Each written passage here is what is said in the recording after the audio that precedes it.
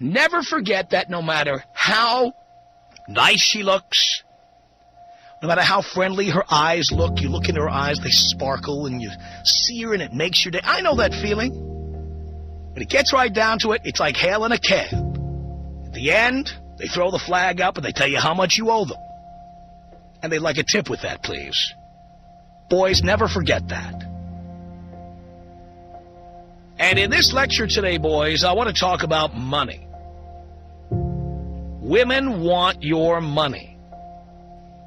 Sure, there are exceptions, and if you are an exception, you probably have friends who are like you. Generally speaking, women want your money, men. And you can't see it because you want poon. They know you want poon, and so they get themselves into position to get your money. Because you are temporarily insane while you're trying to get a woman's panties off, many of you will start spending money. Now, some of you, maybe, like your profession, don't spend a lot in the beginning, but maybe once you're in a relationship, you're not as careful. And perhaps you buy your live-in girlfriend or your wife a car, or you buy a big house for her to live in with you. Perhaps you take her on an expensive vacation. And many women equate love with your ability to support them. In other words, women love to feel secure. One thing that makes women feel secure is your money. So you'd be amazed how much women love you if you have money. And by the way, what is a lot of money? Well, to each person, it's a different amount of money. If a woman makes $22,000 a year and she meets a man who makes $32,000 a year, she thinks she's hit the jackpot. So you don't have to have a lot of money to be in this position. But what it gets right down to is that women think their company is worth more than ours. They think their sexual availability has monetary value that ours doesn't. Or at least they try to con us into believing that's the case. And they believe that once they have the keys to our place, once they are officially the girlfriend or the wife or whatever, the live-in, that it is your job to shovel money in their direction. And in many cases, their love is directly correlated to how well you are able to support the enterprise. Whether it be a relationship, whether it be a live-in relationship, whether it be a marriage, whether it be a marriage with kids, whether it be a live-in relationship with kids. It's amazing how much a woman's love has to do with how well you support the family. It's amazing how many women stop loving you if you are unable to work or depressed or, in some cases, unwilling to work for a period of time. Amazing how many of these women who, quote-unquote, love you suddenly stop loving. Now, boys, I've been married and divorced 4 times, and I've had other relationships as well. So I'm going to tell you that when you fall in love, you can't see this. Let me tell you what the other end is like when you get out. When you get out, women want money to leave. They not only want money to move in, they not only want money to have sex with you, they not only want money to spend time with you, they not only want money so they can look at you with puppy dog eyes and pretend to be interested in what you have to say. When you want them to go, they want money for that too. So when you tell a woman to leave, she wants money. She wants you to help her move. She wants you to pay for her furniture. She wants you to pay for her security deposit, first and last month's rent. She'd like a lump sum too. And if she can't get you to voluntarily give it, and she got you to marry her, she will ultimately get an attorney and find a way to get the money out of you. And even if she doesn't hire an attorney to get the money out of you, suddenly you'll find out how much she doesn't love you once she tells you how much money you owe her. Because what it comes down to is how much money you can provide to the enterprise. I mean, imagine. Are there women out there, are there needles in a haystack out there who, when a relationship is over, they say, I don't want anything, I'm just getting out of here? Yes, there are exceptions to the rule like that. But generally speaking, women want money to have sex with you. They want money to become your girlfriend. They want money to move in with you. When they move in with you, they want you to pay the rent, you to pay for the groceries, you to pay for the clothing. They want you to buy them a car. They want you to put them through school or pay their debts off.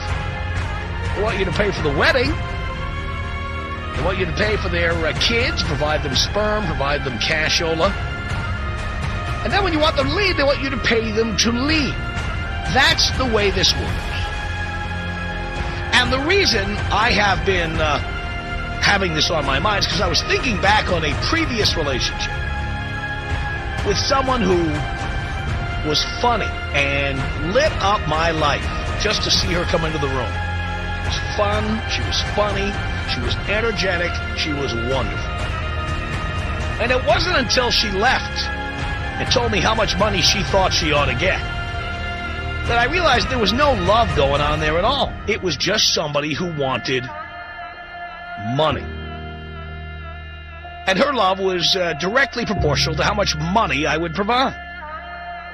Amazingly, after she was gone, the number of phone calls deteriorated, the number of encounters in person deteriorated. And most of the phone calls centered around money. How much she had, how much she needed, how much I ought to send over there. It was all about the money. And you know, when you spend time with somebody and you think you love them and they think, or they let you think that they love you, you find out how much they don't love you later on when it's over, and then they tell you how much money you owe them for the experience. I was once with somebody who I told, hey, you know what, I don't think this relationship's working out. We've got different values. It isn't happening. I'd like out.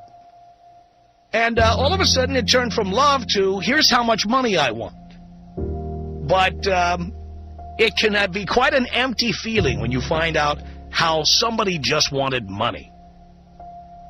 Oh, yes, they loved you while they were there. And oh, yes, they acted like they loved you. Oh, yes, they took lots of photographs of the two of you together and everything, and it looked like you had all this fun.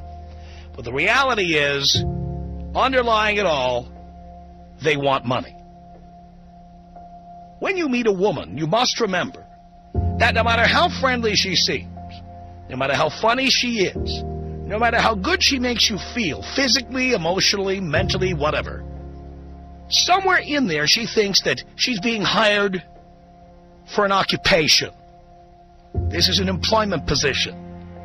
And in exchange for providing you with her time and her good cheer, she wants money. You owe her money for that. That is the attitude of many women. And that's why sometimes when I look back on relationships of the past, and I try to think about the good times I had with particular people, it's difficult.